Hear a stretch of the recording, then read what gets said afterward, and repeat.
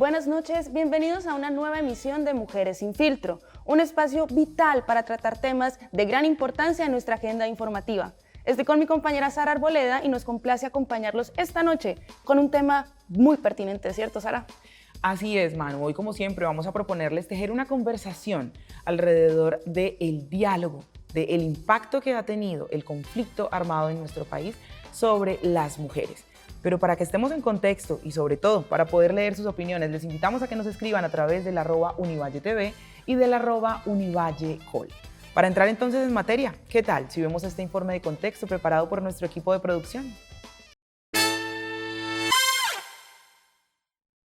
Durante años, el conflicto armado interno en Colombia ha impactado la vida de muchas personas en nuestro país, en especial la de algunas mujeres. Pese a los intentos por lograr la paz y de la actual coyuntura por la que atravesamos, el conflicto sigue generando efectos en los diferentes actores de la sociedad.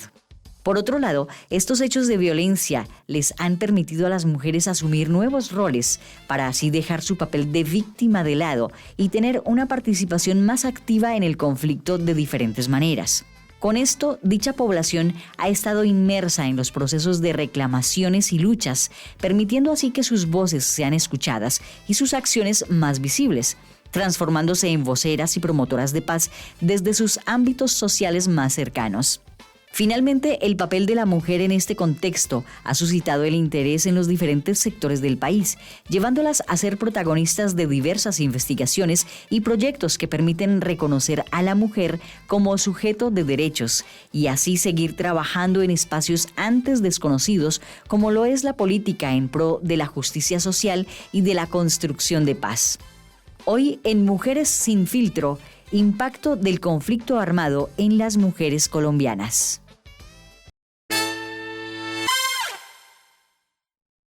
Para tener este tema y tratarlo de manera adecuada, tenemos dos invitadas, así que me complace presentar a Soledad Granada Castañeda. Ella es integrante de la Red de Mujeres en Seguridad y Defensa de América Latina y el Caribe. Es economista, feminista, profesora e investigadora para la paz. Bienvenida, Soledad, ¿cómo está? Muchas gracias, bien, gracias. Y también tenemos otra invitada. Por supuesto, para complementar este diálogo también nos acompaña María Eugenia Ibarra. Ella es profesora e investigadora del Departamento de Ciencias Sociales de la Universidad del Valle y actualmente es la directora de posgrados de la Facultad de Ciencias Sociales y Económicas de esta alma mater. ¿Cómo estás, María Eugenia? Bienvenida a Mujeres sin Filtro. Muy bien, muchas gracias por la invitación. Esperamos tener una buena conversación con ustedes. Bueno, tenemos en cuenta que 197 veces aparece la palabra mujer en el acuerdo final de la paz con las FARC. Nos gustaría iniciar esta conversación haciendo un análisis entre la situación de la mujer antes y después de la firma del acuerdo de paz del 2016. Así que, doctora Soledad, ¿qué diferencias rescata usted en este contexto? No, doctora, todavía no. Bueno, yo creo que una cuestión muy importante que trazó el acuerdo de paz frente a la realidad de las mujeres en Colombia es que nos hizo visibles. Es decir, que lo que lograron las víctimas, que en su mayoría son mujeres, de poner una perspectiva de género y territorial transversal al acuerdo, implicó que esta perspectiva empezó a ser transversal también en lo institucional, en la política pública, en el lenguaje institucional, pero también en el lenguaje social. El que hoy seamos más cuidadosos de decir ellas y ellos, de que nombremos a las mujeres, pues es un cambio real, pues tangible en la realidad de las mujeres. Y esto ha hecho sobre todo, digamos, desde mi perspectiva y la investigación que hago con organizaciones de base, que a pesar de que no haya recursos ni realmente mecanismos de participación pues concretos, las mujeres se tomaron la idea de que son partícipes y de que están mencionadas y están llamadas a hacer la paz. Entonces creo que eso ha sido un impulso muy importante para los procesos de empoderamiento, como la cosa del discurso simplemente, y aunado a eso la cooperación internacional, digamos ya en una cosa de las estructuras de políticas de salvaguarda y de también cuestiones descolonizadoras de la cooperación, pues la ha apostado a apoyar este tema de la perspectiva de género casi como una obligatoriedad para contratar proyectos de cooperación, y eso pues ha dado un impulso muy grande a estas iniciativas sobre todo de base. Qué importante lo que señala Soledad, porque me da pie para que nos vamos rápidamente al @UnivalleTV. Allí Jenny B. Mora nos dice: fundamental reconstruir la verdad de las mujeres en el marco del conflicto armado. La democracia solo será posible si conocemos la verdad. Y parte de las verdades que tenemos hoy en conocimiento surgen de los relatos, exactamente de 10.864 mujeres escuchadas por las investigadoras de la Comisión de la Verdad, que bajo el título Mi cuerpo es la verdad, nos han podido esclarecer las experiencias de las mujeres. María Eugenia, ¿de qué manera podríamos entonces tipificar esas violencias de las que han sido objeto las mujeres en el marco del conflicto colombiano? En la revisión del informe, que es un informe exhaustivo, amplio, como tú lo señalas, con más de 10.000 testimonios de mujeres consultadas, no solo víctimas, sino mujeres también con capacidad de agencia, mujeres que participaron en las organizaciones armadas, tanto legales como en las ilegales, que han sido mujeres vinculadas a la política pública, mujeres elegidas en procesos democráticos. En estos relatos hay alusiones a la violencia y quizás más adelante podamos conversar de algo que también ellas muestran, y es que no solo son víctimas. A mí me parece importante señalar que el impacto del conflicto armado no es solo negativo, sino que también hay cuestiones muy positivas que sacaron a las mujeres a la calle. Fueron capaces de darles voz, tanto institucional como voz en las organizaciones sociales, no solo en la política convencional, sino en la política disruptiva. Y creo que eso es también importante resaltarlo y no quedarnos solo en la victimización. Pero cuando hablamos de las formas en que estas mujeres sufrieron el continuum de las violencias, entonces la Comisión de la Verdad habla de tres.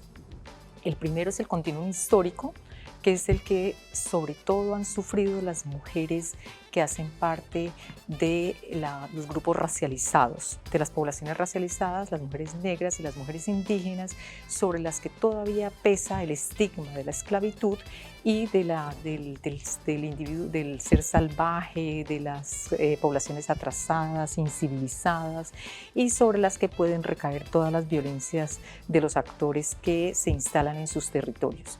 El segundo continuum al que hace alusión la Comisión es el continuum que tiene que ver con las violencias que se dan en el ámbito privado y que se trasladan al ámbito público. Y el tercero es el que tiene que ver con las violencias que se dan en tiempos de paz y que se recrudecen en tiempos de guerra. Entonces, a esos tres continuos es a los que se refieren buena parte de los análisis de la Comisión a partir de los relatos recabados durante todo este proceso tan rico y tan empático con las personas que se atrevieron a dar sus testimonios y que fueron escuchadas y que volvieron a confiar en las instituciones a partir de la relación que establece la Comisión de la Verdad con ellas.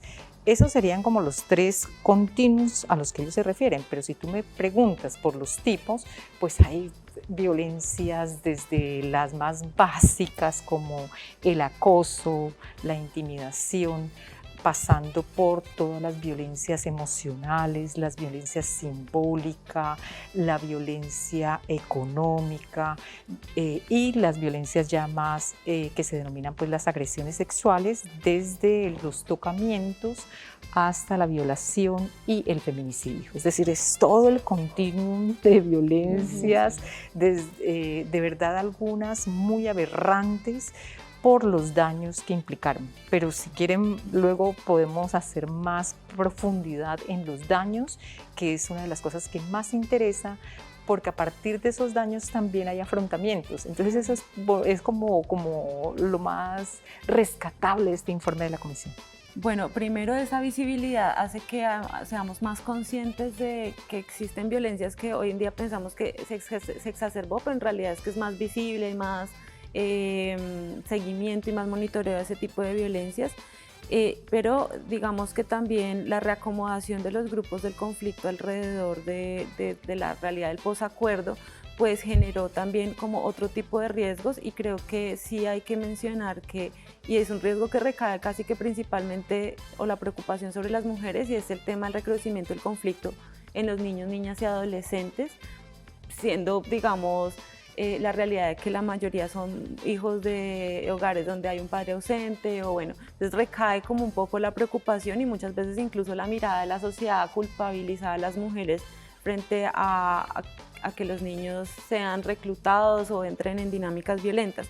Y la otra que quería añadir, que me parece importante, es en trabajo con personas reincorporadas, pues hay algo que queda invisible, y es que muchas mujeres que estuvieron en la guerrilla sienten que se degradó su nivel de equidad frente a los hombres en la vida civil, porque entraron ya a procesos de maternidad y a roles establecidos de cuidado que no tenían en la guerrilla. Entonces creo que eso también es un cambio importante que ha sucedido a partir de la implementación del acuerdo de paz, y lo que estamos viviendo, como resaltando lo que dice la profe, y es la violencia política contra las mujeres ya, digamos, a todo nivel, en el nivel del Congreso, ¿no? Y es lo que estaba llamando María José Pizarro a este diálogo sobre, bueno, cómo se nos está atacando, digamos, hay una misoginia expresada ya en ese nivel del discurso político.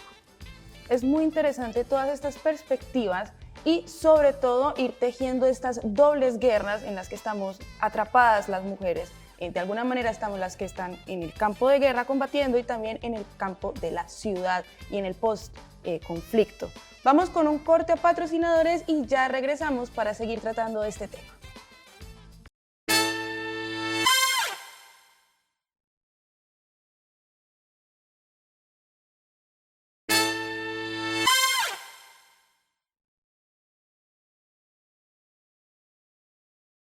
Continuamos aquí en Mujeres sin Filtro, hoy como siempre tratando un tema importante, invitándoles a tejer conversación alrededor de las nuevas conversaciones, de las nuevas reflexiones que tenemos como sociedad, pero sobre todo para que a través de la visión de nuestras expertas podamos ampliar nuestras perspectivas y poder generar conclusiones que nos lleven también a potenciar esas conversaciones cada vez más en nuestros ámbitos sociales. Hoy hablando de los impactos del conflicto armado de nuestro país en las mujeres.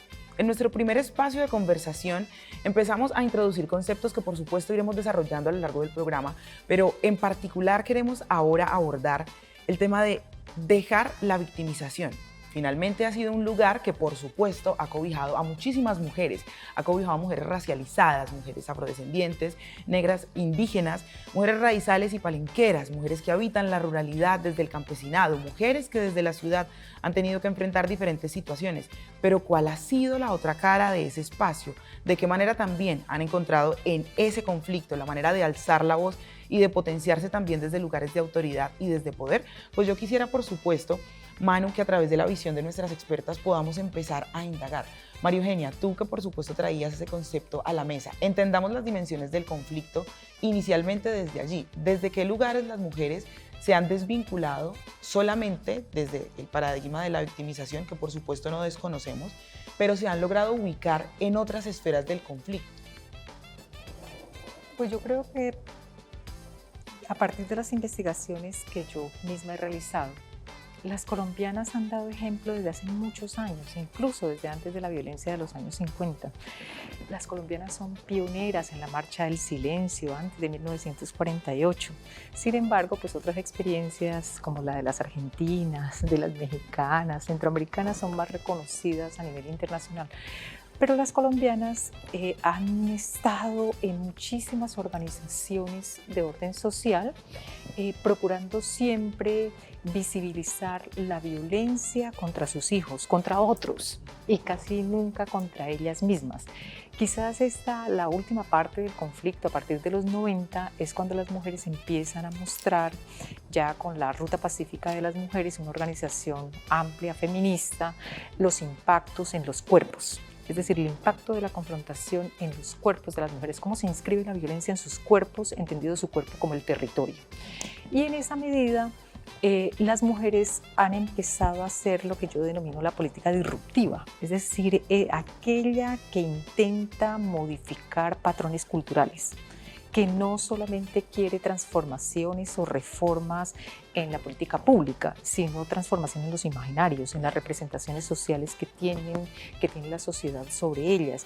Y en esa medida, pues han organizado todo tipo de formas, valga la redundancia, organizativas, desde grupos y colectivos hasta redes muy amplias, tanto locales, nacionales y globales, confluencias, plataformas y todo un rico entramado organizativo que nutre los movimientos sociales, y no solo los movimientos sociales de mujeres ni el movimiento feminista, sino que cada vez son más líderes en las organizaciones étnicas, en las organizaciones indígenas, en las organizaciones afrodescendientes, palenqueras, raizales, etcétera, ¿cierto? Sino también en el movimiento obrero. Hoy empiezan a proponer nuevas cuestiones que deben ser discutidas por estos movimientos que también un poco las habían excluido. Entonces creo que por supuesto ha sido el conflicto armado, pero también ha sido la evolución de la sociedad y ha sido la evolución de lo que se está discutiendo en el mundo. Las colombianas no somos ajenas a esas discusiones y las vamos incorporando en lo que hoy pues se discute en las negociaciones con los actores armados. Es decir, las colombianas hemos aprendido de otras negociaciones y cada vez más ponemos puntos sobre los derechos sexuales y reproductivos, ponemos puntos sobre el aborto, ponemos puntos sobre las cuestiones laborales, el igual salario por igual trabajo, las cuestiones relacionadas con las pensiones, las formas de participación política. Es decir, las mujeres no solo exigen reparación, verdad, justicia y reparación, no repetición de los hechos violentos, sino también esos derechos políticos, los derechos de viejas generaciones, y mantienen, actualizan también la agenda feminista. Creo que esas confluencias son muy ricas e interesantes en el caso colombiano. Recuerden que ustedes también pueden opinar sobre este tema de importancia a través de las redes de @univallecol y @univalletv. Por ejemplo, acá tenemos un comentario de Gualberto Espinosa, quien dice que es innegable la existencia de víctimas por su condición de mujeres en el conflicto armado interno. La verdad es libertad, enfrentar los hechos, asumir responsabilidades, que haya justicia, algo que adolece el país, ir por la no repetición, reconciliación. Hemos tratado este tema de la victimización de la mujer, y también para seguir construyendo esta perspectiva quiero preguntarle a Soledad de qué manera después del conflicto armado, cuando las mujeres ocupan estos puestos políticos de discusiones, siguen sintiendo esta violencia que ya pasa pues por todo su cuerpo como territorio político y de pensamiento, ¿verdad? Claro, ahí digamos que quería partir con un ejemplo, porque cuando digo digamos el tema de la violencia política contra las mujeres es precisamente porque las mujeres enfrentamos violencia incluso dentro de los mismos movimientos de los que hacemos parte y organizaciones, ¿no? Y como profesora también dentro de las universidades, es decir, está en toda la sociedad, y por eso cuando hablamos de construcción de paz no podemos limitarnos a un acuerdo de paz o a un conflicto puntual con una guerrilla, sino que tiene que pensarse cuáles son las causas estructurales de conflicto, cuáles son esos patrones culturales que nos llevan a tener unas expresiones violentas de los conflictos. Y en ese sentido, pues yo quisiera resaltar, por ejemplo, el trabajo que hacen las mujeres en el norte del Cauca en particular, que es una región multicultural, porque, digamos, las mujeres dentro de la organización indígena se han fortalecido ellas, pero aún siguen teniendo unas opresiones en razón de su ser mujer dentro del movimiento indígena, igualmente dentro de los procesos de comunidades negras, e igualmente las mujeres, digamos, mestizas urbanas que tal vez no tienen una pertenencia clara a un movimiento, pues también necesitan tener una unidad de lucha frente a la institucionalidad. Y allí hay unos procesos de tejido intercultural muy importantes que han hecho las mujeres en cuanto a la defensa de derechos humanos feminista. ¿Y esto qué quiere decir? Que no solamente se trabajan los temas de se robaron los niños para reclutarlos o suceden cosas en el marco del conflicto armado, sino que también le están pegando a las mujeres los compañeros y hay que rescatarlas, hay que buscar una casa de refugio. Entonces, digamos, es una mirada más profunda sobre lo que implica la realidad de ser mujer y de lo que enfrenta una mujer. Y en ese sentido también quisiera resaltar otro ejemplo, que son las Madres del Catatumbo, una organización que le ha apostado a ese código de ser madre para atravesar todas las barreras políticas, y entonces allí tú encuentras madres de guerrilleros, madres de soldados, madres de personas que están secuestradas, madres de, digamos, de todo tipo de mujeres que lo que quieren es desterrar la violencia de su territorio. Y salvar a sus niños porque no paren hijos para la guerra. Entonces digamos que creo que las mujeres sobre todo han sido un aglutinante del movimiento por la paz muy importante, y eso lo resalta Mauricio García Durán, el jesuita, en su libro de la historia del proceso del movimiento por la paz, y realmente han sido las mujeres las que han impulsado esa unidad del movimiento social alrededor de la paz, porque el movimiento social en Colombia es muy extenso y grande y fuerte, pero muchas veces cada colectivo gira para sus intereses, y son las mujeres las que han como hecho ese pegante alrededor de la paz, de que todos jalemos, no importa tu etiqueta, jalemos todos para el mismo lado. Creo que eso ha sido un gran logro por parte de las mujeres en la historia de Colombia, y siguen haciéndolo, digamos, tejiendo con los movimientos LGTBI, tejiendo con lo institucional, es decir, tratando de ser visibles y de mantener una voz de los problemas de las mujeres, porque igual sabemos que no implica que una mujer llegue al poder esté en favor de las mujeres, ¿no? Eso también es importante resaltar. Entender las dimensiones de la representación, y por supuesto también desde qué lugar del ejercicio de poder se aplica esa representación, porque como tú bien lo dices, no necesariamente que una mujer esté en el poder implica que comprenda o que tenga empatía alrededor de ciertas problemáticas de las mujeres, pero también puede que las comprenda y que su ejercicio del poder esté mediado por quienes interactúan con ella y no pueda tener un rango importante de acción. Y allí yo quisiera también que habláramos un poco, este es uno de los conflictos más largos de América Latina, 5 décadas casi que se ha extendido, si no es más, mal contadas o subregistradas dentro de lo que tenemos. ¿Cuál ha sido también la responsabilidad del Estado? Finalmente, no solamente desde el combatir a fuego cruzado, sino también desde la atención, ¿no? El llegar. Vemos también que cuando nos enfrentamos, digamos, al mapa de lo que hoy conocemos como la Colombia profunda, pues la desigualdad también es un elemento que está jugando allí y que se vuelve como caldo de cultivo para que pululen procesos de conflicto, en ese caso, María Eugenia. Sí, yo creo que la gran responsabilidad, por supuesto, recae en el Estado, por acción o por omisión. Pero también creo que eso sería muy facilista, echarle toda la culpa o toda la responsabilidad a las instituciones del Estado cuando se asume también que el Estado somos nosotros, ¿no? La sociedad colombiana casi que ha estado vacunada contra el dolor y la tragedia de todas estas personas que sufren en el campo, fundamentalmente la confrontación armada, los controles territoriales, el control, como lo denomina la Comisión de la Verdad, incluso el control moral que hacían estos grupos. Sin embargo, varios de los acuerdos y sobre todo leyes tramitadas en el Congreso, como la Ley de Víctimas, han sido centrales para poner a las víctimas como sujetos de derechos. Y eso no se puede desconocer.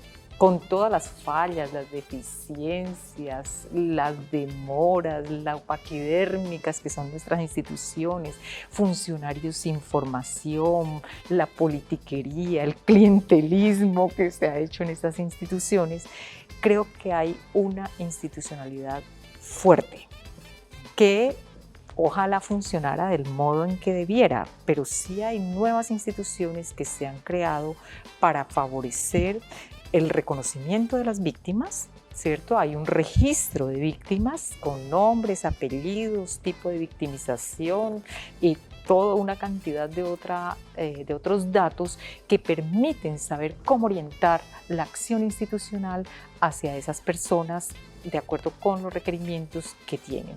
Sin embargo, también, como lo señalaba ahora Soledad, hay una institucionalidad alternativa que quizás despoja también a las propias víctimas de los recursos del Estado y favorece sobre todo procesos que son muy fugaces. Y es decir, la cooperación internacional trae recursos, pero también organizaciones no gubernamentales, fundaciones y otros actores privados se apropian de esos recursos, los desvían, es muy poca cooperación, colaboración, conocimiento de los procesos y entonces hay un desperdicio de recursos. Nosotros somos uno de los países que recibe muchísima cooperación y que cuando tú vas a esas localidades, pues dices, ¿y dónde está todo ese dinero que llegó? ¿Dónde están toda esta cantidad de instituciones? Tú vas a un municipio como Buenaventura y ves 22 organismos internacionales allí y dices, ¿y dónde está todo ese dinero?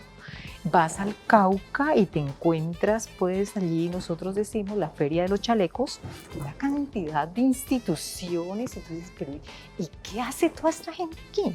O sea, es un poco hasta indignante ver que tantos profesionales hayan intervenido allí y que la situación se siga incluso en algunos casos con los procesos de mujeres violadas, de mujeres agredidas, de mujeres cargando con una cantidad de niños en peores condiciones que antes de la aparición de estos agentes que a veces se convierten, perdónenme la expresión, en mercaderes de la pobreza.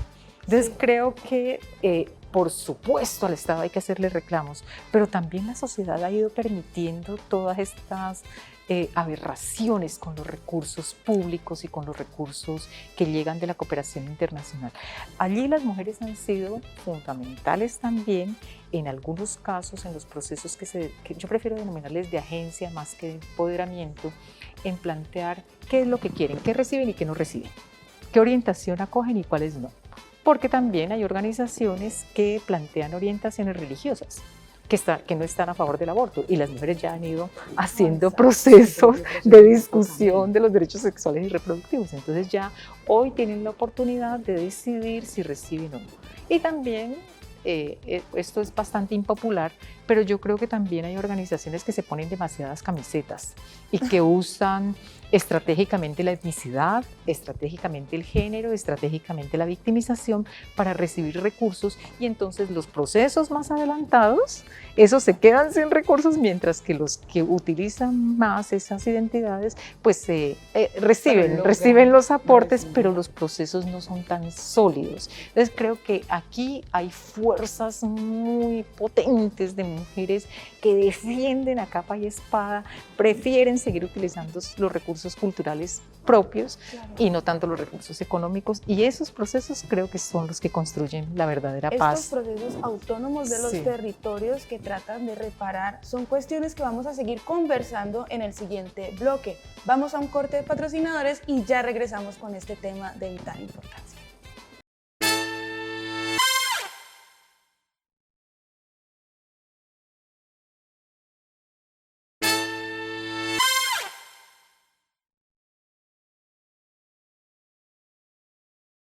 Continuamos aquí en Mujeres sin Filtro, hoy analizando el impacto del conflicto armado colombiano en las mujeres.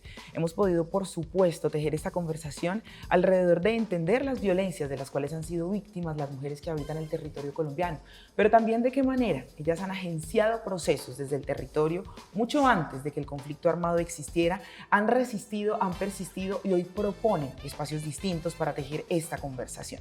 Las violencias sin duda no han dado tregua, pero hay una parte que de pronto, desde lo que conocemos del conflicto, no se cuenta o que se juzga muy a la primera, y son las mujeres que fueron reclutadas forzadamente o que decidieron, por las condiciones en las cuales se desarrollaba el conflicto en sus territorios, hacer parte de los grupos armados ilegales. Fueron mujeres que, al igual que quienes no hicieron parte de ese conflicto, pues sufrieron violencias físicas, emocionales, sexuales, pero que de una u otra manera también encarnaron o visibilizaron lugares del ejercicio del poder dentro del conflicto. Y hoy nos estamos enfrentando a que 7 años aproximados de la firma de los acuerdos de paz en el año 2016, pues hay un masivo asesinato de firmantes de paz y por supuesto las mujeres se ven involucradas. ¿De qué manera entonces se han transformado o consideramos que se han transformado, María Eugenia, esas violencias que una vez se encarnaron o que se pudieron enmarcar en el conflicto, pero que hoy que se ha desescalado el conflicto siguen afectando a las mujeres que hicieron parte de una u otra forma? estas mujeres, yo hice mi tesis doctoral, es precisamente sobre la vinculación de las mujeres a las guerrillas y la confronta con la vinculación de las mujeres al movimiento por la paz o a las organizaciones de paz. Y yo planteaba en ese momento que había al menos 4 formas de incorporación. Después un informe de Naciones Unidas dijo que había 23, pero yo lo que sigo defendiendo son mis 4 tipos. Uno que tiene que ver con lo que tú precisamente señalas y es todo el altruismo de las mujeres por transformar esta sociedad, ¿cierto? Entonces, de forma altruista dan la vida si es necesario para que la sociedad colombiana se transforme. Pero también había un grupo importantísimo de mujeres, sobre todo rurales y populares, que querían emanciparse de la vida cotidiana, de la violencia de la vida cotidiana, de la violencia de la mamá, de la violencia de la familia, de la violencia del marido maltratador o incluso de los hijos. Un tercer grupo estaba representado por aquellas mujeres que vieron en la guerrilla una plataforma que les permitía el acceso a las armas para vengarse, ya fuera del Estado o de los paramilitares, por las afrentas sufridas en su familia o en su comunidad o incluso en ellas mismas. Y el cuarto tipo era por gusto, porque realmente el gusto militar, la carrera militar que impiden las fuerzas institucionales está permitida aquí y hay posibilidades de ascenso. Todas esas confluyen en las estructuras armadas y se encuentran con nuevas violencias. La primera, pues, es la violencia asociada a que las mujeres no pueden ascender en una estructura que es demasiado rígida, de acuerdo pues con una institución que es una institución militar, ¿cierto? Y después, pues todas las violencias a las que han hecho alusión los medios de comunicación, a veces de manera bastante amarillista, señalando que solamente había abortos, maltratos y todas estas cosas, cuando eso existía, por supuesto, nadie lo va a negar, pero también había posibilidades como las que tú misma resaltaste en la presentación inicial de cierta paridad en las cosas que se hacen en lo cotidiano. Sin embargo, hoy cuando tenemos toda esta cantidad de mujeres reincorporadas, todas esas firmantes de la paz, ya lo había señalado pues en la investigación en el año 2006 cuando la terminé, esa transformación a la civilidad les da muy duro. Porque todo lo que no hacían allá ahora lo tienen que hacer, pero además ahora las violencias se incrementan del compañero que en la guerrilla no era así, pero que acá sí pega, golpea, exige comida a tiempo, lavado de ropa, atención de los niños, quédese en la casa. Es decir, todas estas cosas que ellas no habían vivido, las viven ahora. Y además todo el estigma que recae sobre mujeres que transgredieron los estereotipos de la feminidad patriarcal. Entonces, nosotras con la profesora Alba Nubia en la exposición que hicimos el lunes en La Paz Querida, decíamos, la Comisión de la Verdad en sus argumentos sobre la persistencia de estas violencias se queda corta en señalar que solamente es el patriarcado, y nosotros decimos el patriarcado, pero con sexismo y misoginia. Es decir, esta sociedad es misógina y sexista, y ese patriarcado y el belicismo, el militarismo de nuestra sociedad, pues exaltan la figura del guerrero y minimizan la figura asociada a la madre que tú señalabas ahora, a la figura de la condición maternal, que no necesariamente es la maternidad biológica, sino toda esa maternidad política que defendemos pues las mujeres así no tengamos hijos. Entonces es en ese sentido. No, y es muy interesante cómo el cuerpo femenino siempre está sufriendo de todas las vigilancias y lo masculino de todas las libertades, y cómo cuando llegan a la sociedad civil esas vigilancias se multiplican incluso más, sin el valor agregado de estar un poco armadas también, de la venganza sobre todas las... Pero hay una cosa interesante que yo quiero tratar con Soledad, y es que hay proyectos de vida en las comunidades que sí resignifican a la mujer más allá de la violencia en el conflicto armado.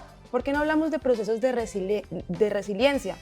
Ya en lo civil puede ser interesante abordar. Ok, bueno, quería, digamos, sumar un comentario pequeño frente al tema de la violencia sexual y cómo, digamos, tanto mujeres que estuvieron en las filas como las que no, y es como la renuencia de todos los actores de la sociedad a hablar del tema de la violencia sexual, es decir, toda la resistencia que hubo del macrocaso de violencia sexual, donde entran pues tantos civiles como guerrilleras, y cómo es de difícil para los hombres de esta sociedad reconocer que hay una violencia sexual, que hay un acoso, digamos que eso permea discusiones que nos sacan del tema, pero pues todo el tema de la cancelación y digamos que eso toca tratarlo muy a fondo, porque yo creo que sí debemos abrir un diálogo. Yo creo que el scratch es una forma válida porque no hay otras formas a veces de ser escuchadas, pero también hay que entrar a unos diálogos del reconocimiento de una estructura social que nos ha inculcado como seres machistas, tanto a hombres como mujeres, y tenemos normalizada la violencia sexual y es muy difícil el reconocimiento de esos hechos. Y yo creo que hay que partir de empujar un poquito más esa conversación. Ahí sí lo voy a decir como desde un poco más de amorcito, a ver si todos, y menos violencia también de parte del lenguaje simbólico, tanto de varios lados, ¿no? Y yo sé que esto va a ser también impopular. Frente a la otra pregunta, digamos que a mí la palabra resiliencia me ha costado aceptarla en mi vida, porque siento que se usa mucho, yo soy economista, y se usa mucho en el ámbito de como la banca internacional, Banco Mundial, todo esto, para que las sociedades sean resilientes a los choques económicos, entonces acostúmbrense a la pobreza. Entonces a mí me resuena que, pero claro, en términos psicológicos creo que más bien es la resistencia y la reexistencia de las comunidades y los colectivos. Yo digamos que hay una, me gusta hablar desde los ejemplos porque la teoría a veces es un poco vacía. Asocimucan es una organización de mujeres en Matanza, Santander, que me parece que es un ejemplo muy bello de lo que tú llamas resiliencia, y es pues una comunidad en medio de amenazas de la presencia de muchos grupos armados antagonistas, y que en el medio de todo es un grupo de mujeres campesinas decide organizarse para empezar una escuela de cultura política y unos procesos de huertas, así como muy inocentemente, pero justamente en ese momento cae la pandemia y esto le da una fuerza tremenda a su proceso agroecológico, y tanto así que desplazaron la producción de café en esa región, y ya digamos las huertas son la despensa propia y tienen un excedente para comerciar. Y en ese sentido también en el mismo tiempo hay un proceso de formación política que ha llevado a unas lideresas a presentarse al Consejo Municipal, es decir, y creo que de fondo esto toca en las causas del conflicto, y es cómo realmente las formas de la economía son las que nos tienen en una pirámide de desigualdad y que alimentan además las razones del conflicto. Mientras no haya unas formas sustentables de organizarse, como lo estaban haciendo, por ejemplo, lo empezaron a hacer muchos firmantes de la paz en sus AETCRs, en sus territorios de reunión, pero que desafortunadamente muchos han tenido que salir por el desplazamiento. Aquí en el Cauca, en el Meta, está latente el desplazamiento forzado. Entonces digamos que toda esa plata que se invirtió en proyectos productivos pues está perdida. Todo lo que invirtió el fondo multidonante, lo que se ha invertido, lo poco que ha invertido el Estado porque se robó mucho, pues está perdido, porque la gente tiene que abandonar sus animales, tiene que abandonar sus procesos, sus huertas, sus tierras. Entonces en ese sentido, mientras sí había unas apuestas desde otras lógicas económicas, desde la agroecología, además, digamos desde mi mirada ecofeminista, es necesario también y lo ha logrado la infraestructura para la paz que tenemos, que es el reconocimiento de la naturaleza como sujeta de derechos y como víctima del conflicto armado. Creo que es muy relevante para empezar a hacer esas transformaciones de cuáles son las formas de vida que realmente conducen a construcción de culturas de paz y cuáles son las formas de vida que no son realmente sostenibles. Veníamos en la primera década de este siglo como unos proyectos de desarrollo y paz, pero muy enfocados a responderle al mercado internacional todavía, a exportar, ¿no? Y no a la sostenibilidad propia de quienes deben poseer esa paz, ¿no? De quienes están buscando la paz, que son los que han sufrido estos temas del conflicto. Y ahí viene también, que lo mencionaba la profe, y es el tema o sea, hay mucha plata que se le invierte a la paz, pero mucha de esa plata se queda en profesionales que pagan tiquetes altísimos porque no hay una capacidad de planeación real. Entonces la gente viaja no sé, a Guapi y compra el tiquete una semana antes desde Bogotá y obviamente eso te sale por una millonada, pero no hay una capacidad de planeación. Y lo que reclaman muchas de las organizaciones de base, sobre todo de mujeres, es a tener la capacidad de tener directamente los recursos para ejecutar en territorio y digamos que toda esa vaina de la profesionalización es a mi manera de ver, y por eso como profesional colaboro con el movimiento social, porque esa profesionalización termina siendo un desgaste del dinero y además no hay un diálogo con las reales necesidades de quienes están recibiendo los proyectos.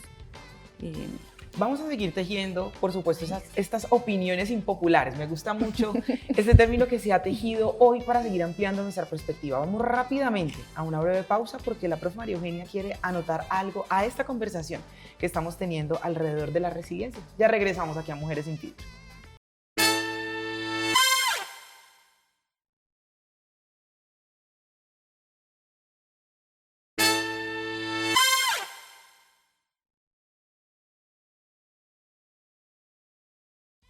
Bienvenidos a este nuevo bloque del programa que tiene que ver con las implicaciones del conflicto armado en las mujeres. Estábamos hablando de la resiliencia e intentando encontrar una cultura de paz que sea autónoma y respetuosa con los territorios y logre emancipar a los actores del conflicto. En este caso, María Eugenia quedó con una opinión que ya podemos tratar en este momento con amplitud.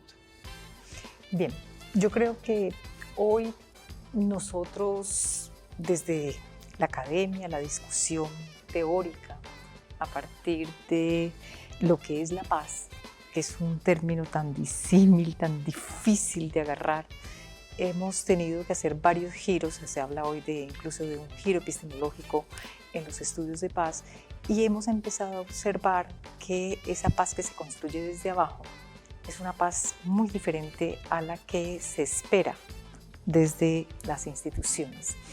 A mí sí me gusta el término resiliencia. Entiendo a Soledad su resistencia con el término, pero a mí sí me encanta esa forma en que las mujeres han ido apropiándose del término. ¿Por qué?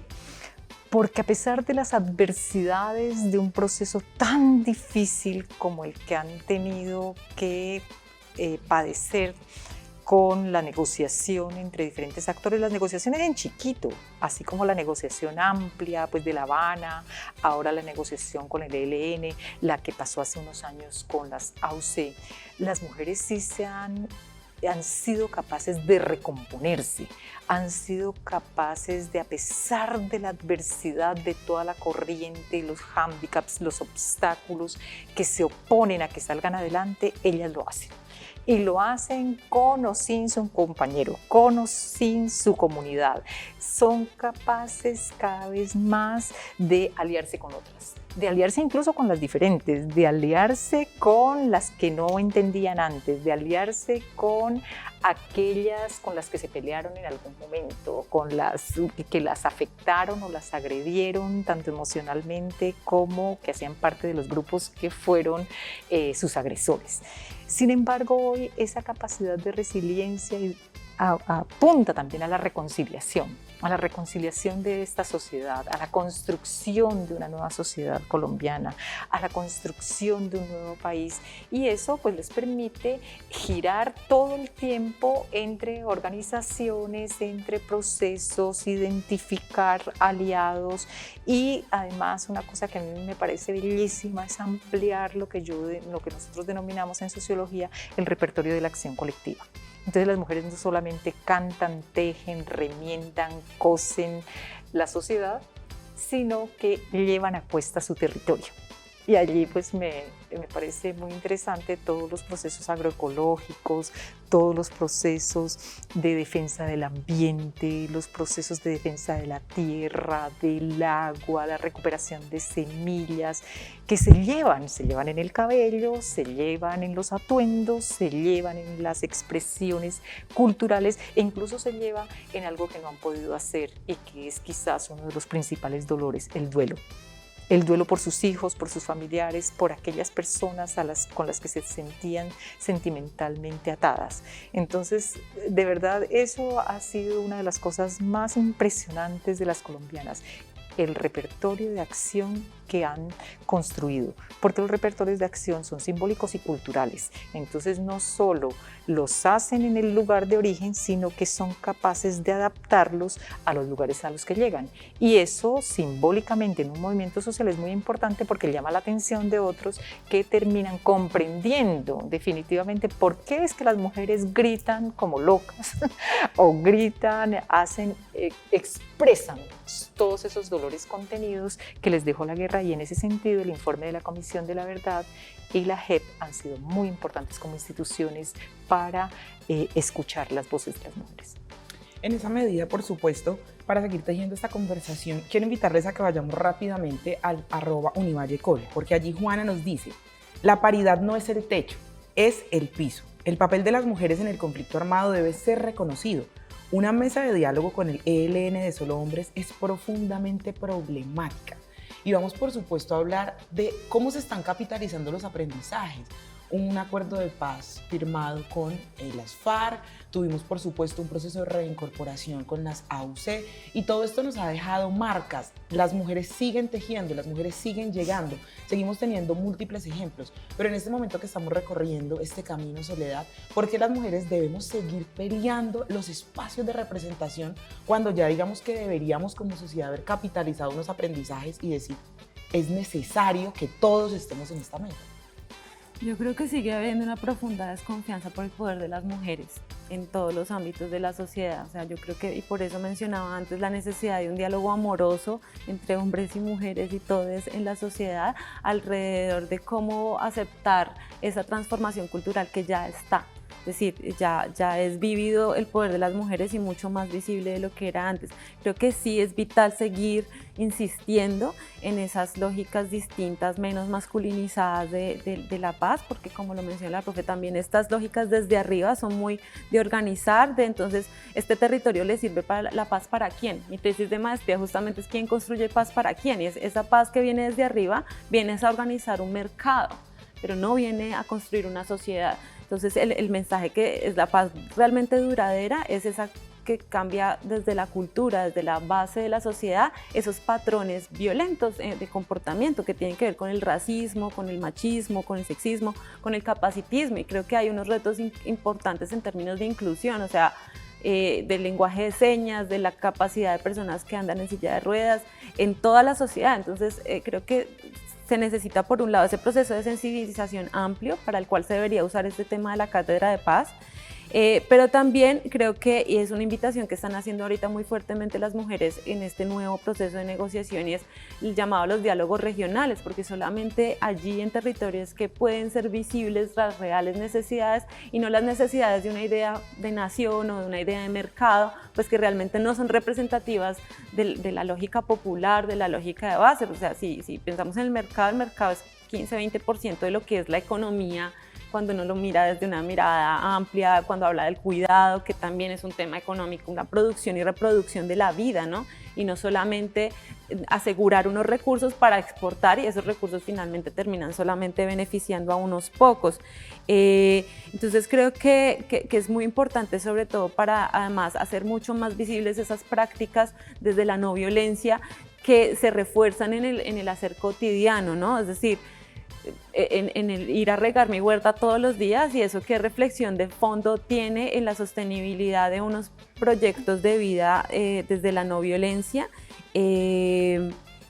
Y sobre todo creo que para mí ha sido muy chévere encontrarme con que muchas de esas lógicas vienen a retomar la lógica del cuidado, de reconocer el cuidado como una cosa vital en todos los procesos, en los procesos organizativos también. Entonces, ¿cómo necesitamos que participen las mujeres, pero no hay espacios de cuidado para los niños en las conferencias, en los encuentros, en los diálogos? Por ejemplo, me contaban mujeres reincorporadas, la ARN no permite que entren niños a sus edificios. Entonces, ¿qué hacen las mujeres que son a las quienes la sociedad le asigna el cuidado de los niños? Entonces creo que ese diálogo amplio sobre las necesidades de las mujeres debe cortar también esos espacios más políticos, porque muchas veces entramos en esas lógicas Por ejemplo, el otro día estuve en un espacio de expertos sobre la negociación del ELN y entonces todo el mundo muy preocupado como de las cosas muy macro, de la imagen política.